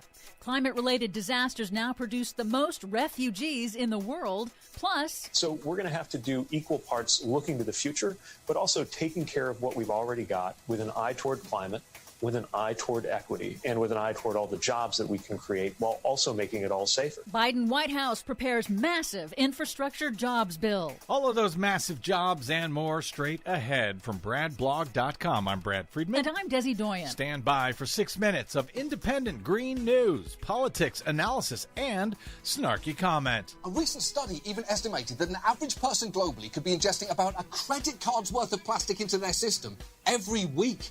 Which kind of explains Capital One's new slogan, what's in your stomach? You are what you eat. Does that make sense? No. This is your Green News Report. Apparently it's 1.5% cash back, a few thousand free airline miles, and a shitload of plastic. Okay, Desi Doyen, drought, heat, wildfires. Is there anything that has not hit Australia over the past couple of years? Asteroids? Oh, well, be careful. True. In Australia, nearly 20,000 people in New South Wales have been forced to evacuate the worst flooding in decades after relentless rain triggered flash floods in some of the same areas hit by record bushfires a year ago. Some areas saw 5 times their average monthly rainfall for the month of March. 5 times in just 4 days. And there's more rain in the forecast. The flash floods have swept entire homes off of their foundations. In a press conference on Monday, New South Wales Premier Gladys Berejiklian called it the worst flooding in 50 years, beyond most residents' experience, and highlighted the repetitive disasters hitting Australia. So we can't underestimate the ferocity of the extreme weather conditions. We've gone from extreme drought, extreme bushfire to now extreme flood, and we have to put that in context. And our first and foremost priority is to make sure people know they could be in danger and make sure they've got their plans ready. Meanwhile, a new study has found that the pollution from last year's Australian bushfires injected huge amounts of smoke into the stratosphere, causing record atmospheric pollution over the southern hemisphere, according to a new study. The researchers calculated that smoke pollution was nearly 3 times higher than the monthly averages prior to the wildfires and similar to air pollution levels caused by a moderately large volcanic eruption. A different report has found that natural and climate-related disasters, not wars, now create the most refugees. The International Federation of Red Cross and Red Crescent Societies reports that in just the last 6 months, over 12 million people around the world were pushed out of their homes. 80% of that 12 million were displaced due to natural and climate-related disasters. Asian and Pacific countries bore the brunt, with 26 climate disasters last year, including 3 storms that hit the Philippines in a single month that drove 1 million people from their homes and left 3 million without basic needs. I guess I would say that's shocking, except for the fact that I listened to the Green News Report, and you have been warning about exactly this for many, many years now. Here in the U.S., in a ruling with national implications, a bankruptcy judge has ruled that bankrupt coal company Black Jewel can walk away from at least 30 permits in 4 states under a liquidation agreement. The company must try to sell nearly 200 other mine sites, according to the agreement, but they can abandon those too if they find no buyers, leaving taxpayers to foot the cleanup bill. So the taxpayers help subsidize these coal mines in the first place, and now the taxpayers get to clean up the mess when the coal companies walk away with all the profits, which they don't have because now they're bankrupt. Correct. The plan is sound. Finally, AP reports that Biden White House aides have put together a $3 trillion infrastructure and jobs bill to revive the economy and create millions of jobs repairing and rebuilding the nation's crumbling infrastructure after decades of deferred maintenance. The package will focus on climate resilience and transitioning the nation to clean energy as part of Biden's Build Back Better campaign pledge. Democratic leaders have signaled they will probably use budget reconciliation to pass the bill if Republicans choose to block it. In a recent interview with MSNBC, Transportation Secretary Pete Buttigieg made the economic case. And I will say this about infrastructure investment. Unlike what was promised in the past about things like tax cuts for the wealthy, when you make an investment in infrastructure, it really does pay for itself. It's got a return on the investment. And I do think that ought to be part of the math as we're thinking about the finances here. Nah, let's just think about tax cuts and giving all the money to the rich people. But this is potentially very good news. This huge, $3 trillion infrastructure bill? Yeah. We have been waiting for this for a very long time. We'll see how much of it they can actually get through with a simple majority vote in the U.S. Senate. But I think a lot of the climate bill is going to be found in the infrastructure bill. One hopes. One hopes indeed. For much more on all of these stories and the ones we couldn't get to today, please check out our website at greennews.bradblog.com. Find, follow, and share us planet-wide on the Facebooks and the Twitters at Green News Report. I'm Brad Friedman. And I'm Desi Doyen. And this has been your Green News Report.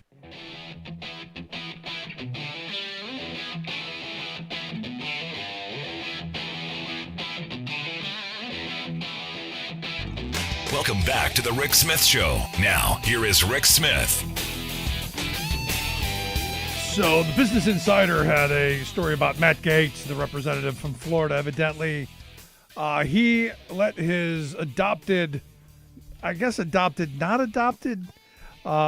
college-age son, who I guess he's a freshman in college, go off to Panama City Beach for spring break, claiming that, look, he didn't have a graduation, didn't have a prom, so he should go enjoy spring break. Now, he did claim that he didn't sleep well.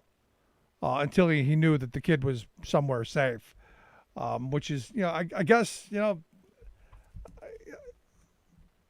the reason Panama City's beach is an interesting thing, they're having a huge spike right now. Florida is in the middle of a rising problem, and this is the kind of stuff that makes it worse. Just kind of makes you wonder the people who are leading that state in the wrong direction. And here to share some thoughts on where we are and where things are going, we asked our good friend Dr. Kelly Sennholz to give us an update on where we are pandemic-wise, vaccination-wise, and are we going to get through this? Dr. Sennholz, thanks for taking time for us. Hello, good to hear from you. So am I being too harsh on the representative for letting his not adopted son go to spring break? I cannot hear Matt Gaetz's name except maybe some of your viewers don't know this, but he told everyone publicly for years he was single, bachelor, living by himself, and he had this child living with him that has a very uncertain origin, as he's from Cuba, and nobody knows how Matt Gaetz got his. Like, why hasn't this been investigated? It's creepy. Yeah, I get totally stumped at that point when I hear his name. Yeah, I'm not a fan. I don't know the backstory. What his story is that he was dating a woman. This, I guess, the sister of this kid or the aunt of this kid, and the mother died in Cuba of breast cancer. So the kid came to live with her, and they were dating and living together, and he kind of took the kid under her wing, kind of adopted him in that sense, and it just kind of stuck. So I would argue more like a big brother than a father figure, but these are his words, not mine. Okay. Yeah, it seems kind of weird, but it is what it is. But here's the thing. And he should not have condoned him going to spring break. This is insanity, continued insanity. But you're 19 once. Spring break only happens once a year. Come on, just live a little. It is amazing, isn't it? Well, I know that we are headed for, considering this behavior and how people are tired and pulling away from wearing masks. The German Chancellor Angela Merkel said that the deadly third wave is hitting Europe. This is a huge problem, and it's going to hit us too. And it's going to hit us because people are just stupid. They're not listening anymore. Well, they are. Oh my God! But we have. I was so passionately in love with humanity. My whole life, I don't know what I was, but now I see we have significant problems with selfishness and racism, misogyny. It's just devastating, and it's literally killing people. The new variant, the P variant, appears to be the big problem. It can infect people more than 3 times as fast. We're already seeing the results. You can watch the graph. About 2 weeks ago, it flattened out. We were having this nice dive. We got the vaccination program going. Everything was great. Remember how happy we were, euphoric, and that graph flattened out, and it's just starting a little bit of an upward turn again. The problem is we've got a really, really infectious variant. The vaccinations are going to stop us, hopefully, from being hospitalized and dying of the virus, but people are still going to get it, and they're going to spread it. So it's real important to continue distancing, continue masks, be a good example to the people around you. Very important. But this is not over yet. Let me do a little comparison. Please. Let's compare Vietnam and Brazil. So Vietnam right now is wide open. There's no restrictions. Nobody has to wear a mask. There's absolutely zero virus in the entire nation. Vietnam has a population about a third the size we do. Then let's look at Brazil, where they have a Trump-like maniac for a leader. Doctors being interviewed there are screeching out in just horrifying voices. We're going under. The entire nation's going under. The hospitals are full. The numbers are going up. No stop is on it at all. They're in an absolute disaster. So on the one side, on Brazil, you have the Trump approach. And in Vietnam, you have the science-based, intelligent approach, which results in freedom, strong economy, and healthy people. And how bad do you think this is going to get for them? Because look, we're part of the global community.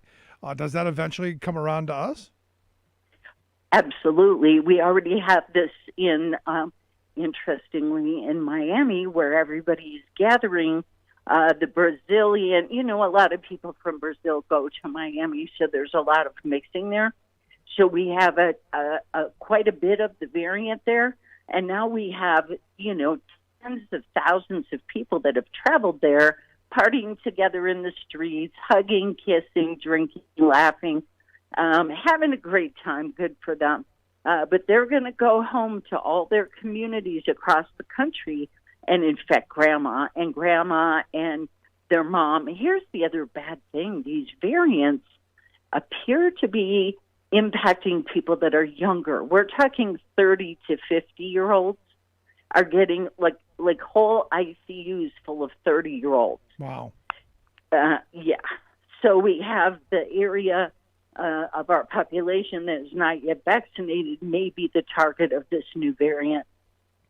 This is one of those things where you go, I was listening to this comedian today, Brad Upton, who always makes me laugh because he's kind of an old curmudgeon. And, he talks about, we used to, we used to run with scissors. We used to do all these, play with, hammers and guns and fireworks and all this stuff. And the ones that, that were too stupid to know how to use it, they didn't survive and they didn't reproduce. And, we didn't save the dumb ones. And, he says, you got all the bubble wrapped kids and, all this stuff. And now all the dumb ones have lived and now they're leading things. This is one of those moments where you go, and I hate to sound like the old curmudgeon, but could this be one of those moments where you go, you know what? This is how we thin the herd. This is how we get rid of the dumb people. If you don't get the vaccine, you don't get to reproduce. Actually, there are studies showing that Republicans are dying at a higher rate. Republican states are doing worse. It's really bad. Now, it's hard to say that because we have outbreaks. For instance, in southern eastern California, there was a huge outbreak a few weeks ago, if you remember, and that was actually a variant that entered their system. So they were doing great, but then they got this variant which jazzed up the infection.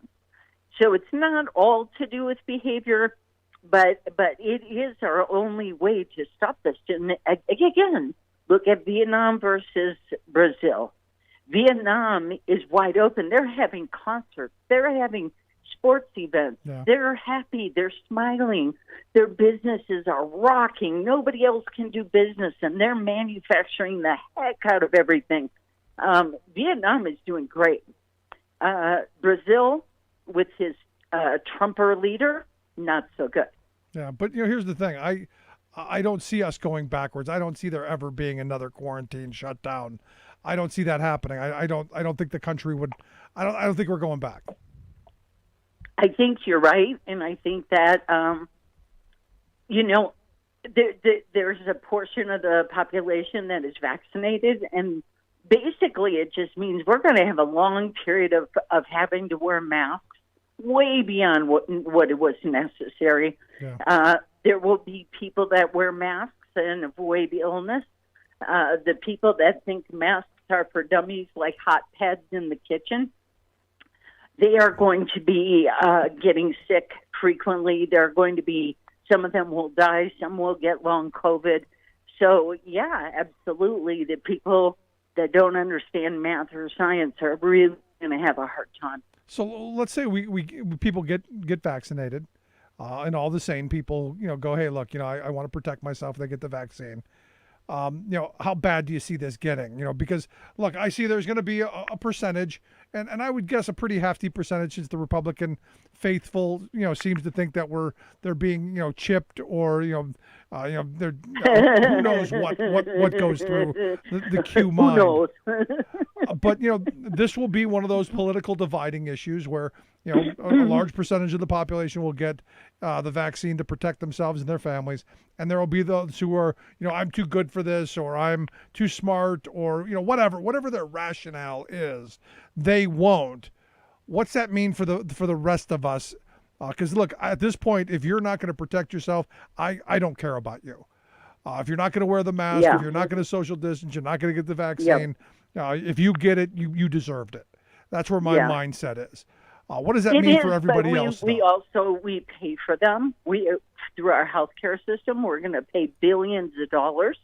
And the problem is, what's happening to the mutations is they're becoming resistant to the vaccine. We do have scientists working on new vaccines for the new mutations, but picture, what if a mutation that was highly infectious and also resistant to the prior vaccine suddenly burst out? I mean, we're back to ground zero.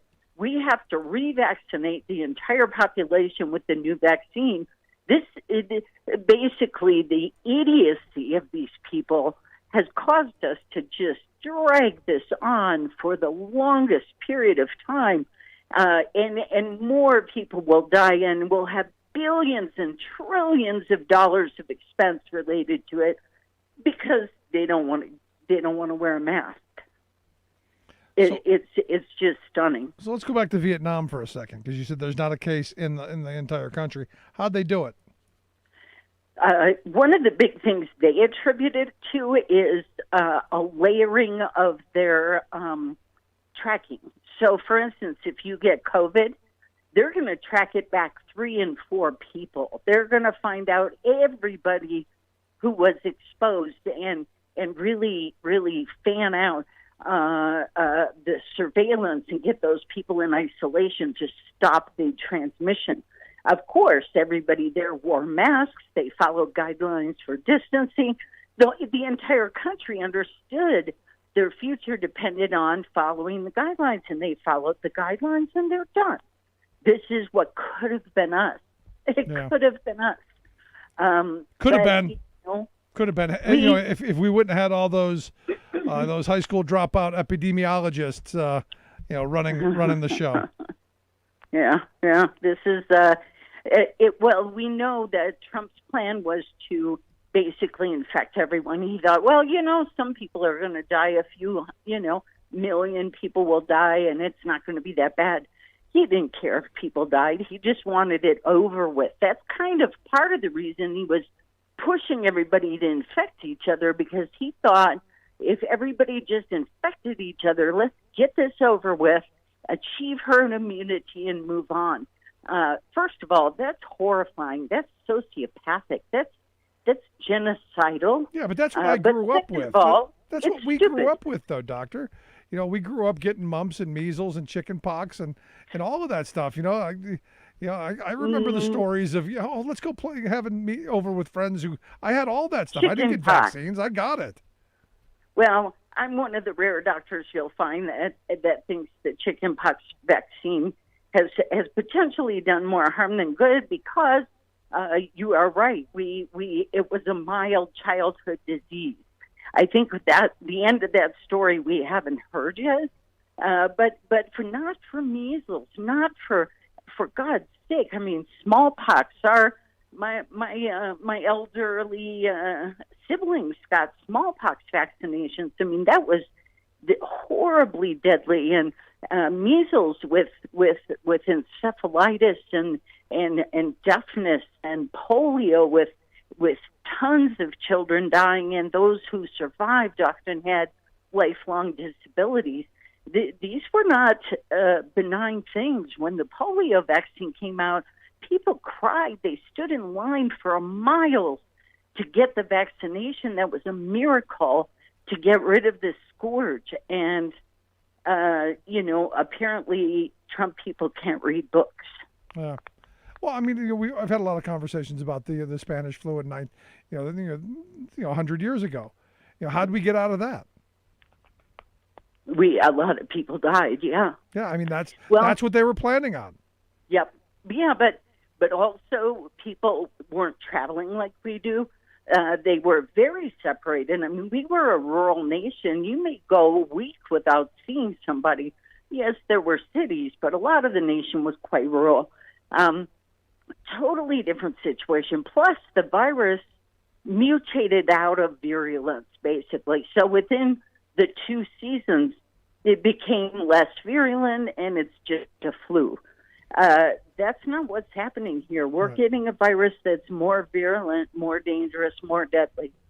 So last question I've got for you. 58 days, they got 100 million shots out. They're doing more. They're moving as fast as they can. Do you give Biden good scores, bad scores? Where do you put the administration in its first 2 months? Oh my gosh! I mean, if you look at the big picture, what does the president usually do? First of all, one of the powers of Biden, his secret power, is the humans in our country that are supporting him and pushing and staying engaged. That is giving Biden power, and power to do great things for us. I hope people stay engaged. But he's doing fantastic. He's done what he said he was going to do. He's moving ahead. There's only 24 hours in a day, and he's moving quite quickly. He clearly got the vaccination numbers done in record time. Everybody thought his number was too crazy, 100 million vaccinations, and he knocked it out in, what was it, 55 days? 58. We're working on new states. We're working on gun laws, maybe. We're working on health care reform. Like, everything is working because the American people are awake and engaged. And our Congress knows we're watching. That's the whole thing. That is the power of democracy. There you go. There to stay active, stay engaged, calling your congressmen, calling your senators, especially the senators. Because in the Senate, where good ideas go to die, they need to hear from us. That is simple. But Dr. Kelly, I appreciate the time for us. Thank you so much for the update. You are the best. Thank you. Appreciate it. Our good friend, Dr. Kelly Sennholz. Look, at the end of this, we can do the right thing. We can choose. I had one of these moments today where my phone took a dive, and I found out after I bought a new one that evidently Google had made an update that made all of the apps continually crash. My phone was just crashing in front of me the whole day, and I'm like, I got work to do. I got to go get another one. So I'm in there, and the guy, anti-masker guy, kind of angry he's got to wear the mask, and ticked off he came from a place that has some protocols that he thought were just outrageous. And I just and he was actually angry that there was a security guard at the last place. And you just blathering on in a very angry way for like 20 minutes. And I'm like, you have the ability to go somewhere else. The sad reality is that security guard is there to protect those workers from, angry people like you who cause trouble. I mean, we're in this weird moment, and have been for a while, of people who think their rights supersede everyone else's. My grandfather always said, you have the right to do anything you want to do until your rights infringe on mine, and then we got a problem. And we'll go outside and we'll settle that. Well, we're not that society anymore. We just yell at each other and tweet mean things. And then eventually it gets to the point where some crazy guy with a gun goes and shoots things. We can do better, I think, right? We can be better. We can get through this. I hope. I don't like the idea. I think it's bad for my karma. I think it's bad for humanity to say that, stupid people should reap the benefits of their stupidity. But if it means making everyone else worse off, sometimes maybe you do have to thin the herd. And in this day and age, it's there. And I get a kick out of the people who failed high school biology. saying that all of these epidemiologists and all these people who've spent their lives doing this kind of work are wrong. I guess I just come back to that. And then I hear people say, well, you don't know what's in that. I go, you don't know what's in half of the things you shove in your body. You've taken a risk at eating from that food truck, from that fast food restaurant, and you're going to lecture about what's in the vaccine? Scary, scary times for which we live in. But it's going to be, I think, an interesting week coming up. There's a lot going on. I'm anxious to talk more about the infrastructure plan and how we're going to transform our economy and work in this country and, well, leave a legacy for our children. I think there's a great opportunity here. Anyway, if you missed any of today's program, thericksmithshow.com. That's where you go to get the podcast. The Rick Smith Show app on the smartphone. Take the program on the go wherever you go. And as always, you can email me, rick@thericksmithshow.com. Thanks so much for being here. We'll see you back here next time.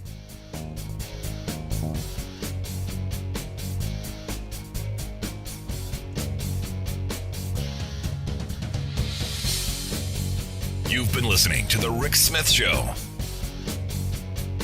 Email Rick at rick@thericksmithshow.com.